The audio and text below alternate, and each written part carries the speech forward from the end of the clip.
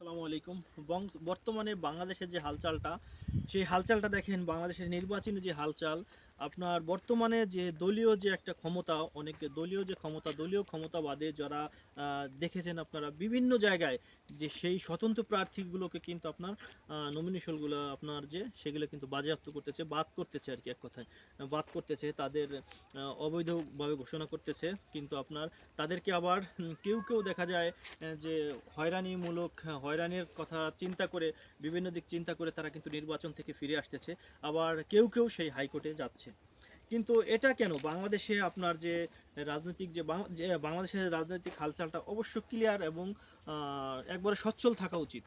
আমি মনে করি যে সচ্ছল থাকা উচিত। বাংলাদেশে যেই একটা ভোট দেওয়ার অধিকার রাখে, আমি মনে করি যে বাংলাদেশের যে সাংবিধানিক যে আইন আছে সেই আইন অনুযায়ী কিন্তু তার প্রার্থী হওয়ার যোগ্যতা সে রাখে।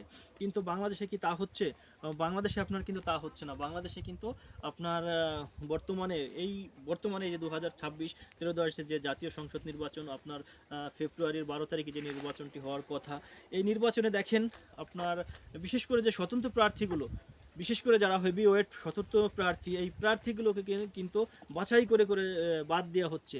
এটা কিন্তু আসলে কোনো এটা আমরা আশা করি না। আমরা আমরা আশা করি যে প্রতিদ্বন্দ্বী থাকবে। যদি প্রতিদ্বন্দ্বী না থাকে, আপনার যে সাধারণ মানুষ, সাধারণ যে ভোটার, তাদের কিন্তু কোনো মূল্যায়ন থাকে না। তাই আমি বলবো যে প্রতিদ্বন্দ্বী অবশ্যই থাকতে হবে, কিন্তু আপনার দেখা যায় সেই ছোট দলগুলো তাদেরকে আপনার বৈধ ঘোষণা করা হচ্ছে। আর যারা হেভিওয়েট প্রার্থী, আপনার বিশেষ করে যারা কিছু স্বতন্ত্র প্রার্থী আছে, হেভিওয়েট প্রার্থী, সেই প্রার্থীগুলোকে কিন্তু আপনার বাছাই করে বাদ দেওয়া হচ্ছে। এটা কেন করা হচ্ছে, কী জন্য করা হচ্ছে তা আমি বলতে পারি না। আমি এই বাংলাদেশ সরকারকে অনুরোধ বলবো যে এই ধরনের এই তারা অবশ্য প্রতিজ্ঞাবদ্ধ, তারা প্রতিজ্ঞা করেছে, তারা বলেছে যে এবার একটা সুষ্ঠু নির্বাচন দেবে। কিন্তু আসলেই কি এবার সুষ্ঠু নির্বাচন হবে কি হবে না তা জানি না। কিন্তু এইভাবে যদি আপনার পক্ষপাতিত্ব হয়, আমার মনে হয় না যে সুষ্ঠু নির্বাচন হবে। যদি এভাবে পক্ষপাতিত্ব হয় তাহলে কিন্তু সুষ্ঠু নির্বাচন হওয়া সম্ভব না। একপক্ষে নির্বাচন হওয়া যাওয়ার সম্ভাবনা আছে।